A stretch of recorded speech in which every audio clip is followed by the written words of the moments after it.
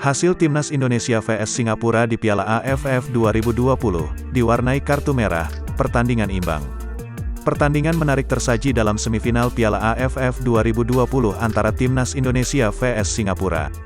Pertandingan antara Timnas Indonesia vs Singapura ini digelar di Stadion Nasional pada Sabtu, tanggal 25 Desember tahun 2021, malam.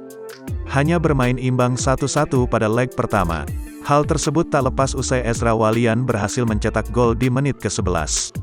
Bermain dengan pressing ketat, Witan yang berhasil merebut bola langsung memberikan umpan manis di depan gawang yang berhasil dimanfaatkan oleh Ezra.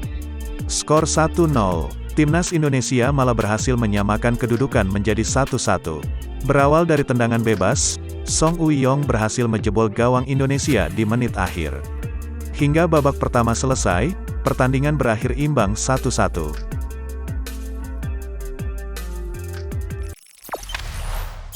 Jangan lupa subscribe, share, komen, dan like ya!